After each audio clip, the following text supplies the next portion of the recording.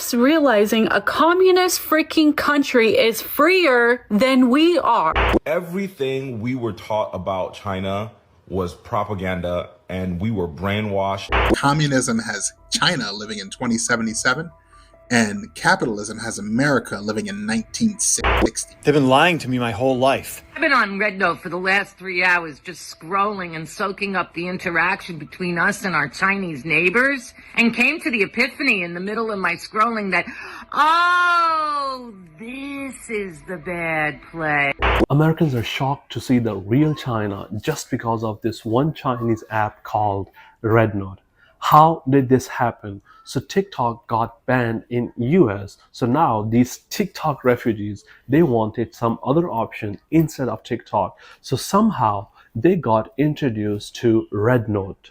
And for the first time, they saw China, like real China, raw, unfiltered look at real China. So before this app, American people believed the media. Whatever media was telling them about China, they were believing that. So there were a lot of misconception about China, which got cleared because of this Chinese app. And the first one was these Chinese cities, because till today, a lot of Americans believe that China is all about factories, rice fields, and people are still riding bicycles and living in the hut. But in reality, China is way more than that.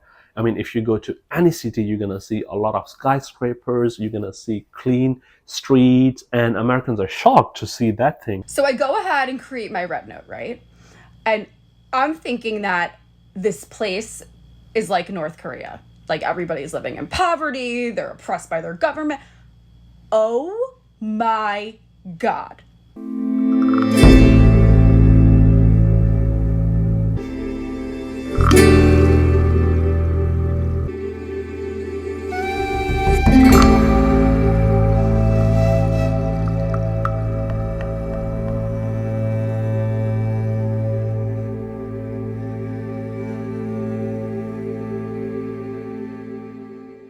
Another misconception about China and Chinese people is that they eat bugs. It all started after COVID. I'm not gonna dig deep into that, but the reality is different. Chinese people do not eat bugs all the time. There are a lot of delicious foods in China. When Americans saw the Sichuan hot pot, which is very spicy, I went to Chongqing. There were a lot of vendors outside selling different things at night. Not only hot pot, there's another thing which is called malafang, and these a lot of barbecue places at night where people go out in the middle of night and they can eat these barbecues. Malafang is my favorite. I have tried it so many times, and every time I love it. It's very spicy. You're gonna put a lot of vegetables, and you're gonna, they're gonna boil it or steam it, I don't know, and it tastes so good. I have tried like so many times. 28. Just 28? Pretty cheap. Like $3? $4. $4, yeah. Wow.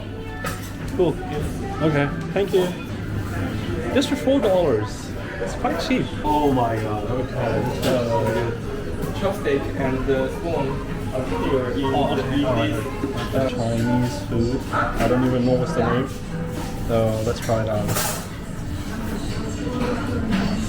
I'm gonna try broccoli. Let me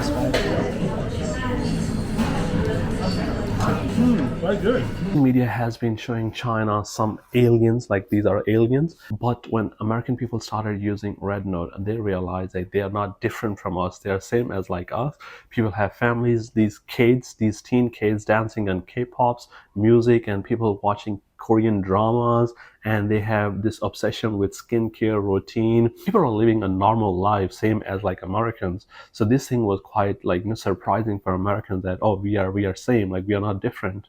And I had someone comment on my RedNote being like, now that you're here, I hope you can see that we're not the beasts that, your news made us seem. Can you count to 10 in Spanish? 1, 2, 3, 4, 5, 6, 7, 8, 9, 10. And lastly, 你父母是哪里人？我妈妈是福建人，我爸爸是山东人。 Great, thanks. You see, it doesn't matter what language you speak. We're all the same. Stop the hate and let's all come together. Wouldn't this world be a nicer place? This is a historic moment that does not happen often. The citizens of two rivaling countries are coming together in solidarity and sharing culture with each other. This is a beautiful moment in human history. And unlike all of the historical events we as millennials and Gen Z have lived through, this one is actually in very good cars, like quite affordable and quite cheap. And Americans are going crazy for this, saying that why these cars are not available in US. There's this car by Xiaomi SU7, which is super fast. It goes from 0 to 100 kilometer in just 3 seconds. And the price of that car is, I guess, like 30,000 US dollars, which is crazy. I mean, you cannot buy this advanced car in US with that money. Alright, I got in this car, and you know what? This dangerous EV car can go from 0 to 100 kilometer in just 3 seconds. Yeah, that's right.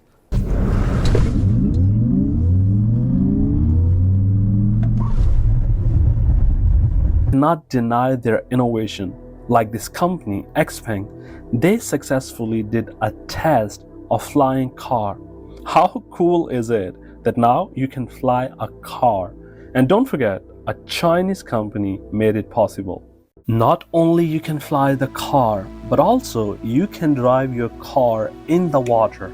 Again, a Chinese company named BYD made it possible to drive a car in water. And yeah, girls can go out at night all alone and gonna come back their home very safe.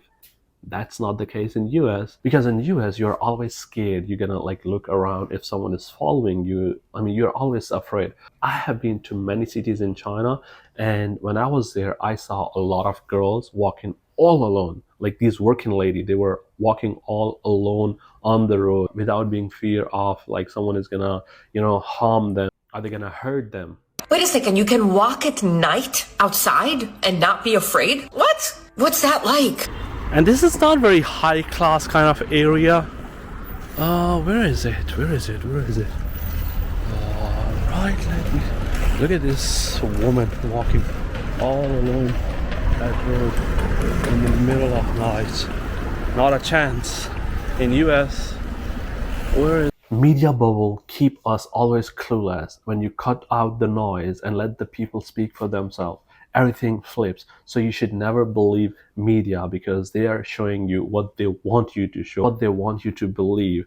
So at last, I would just say, if you like the video, subscribe, like, and comment, and I will see you in the next one. Till then, bye bye.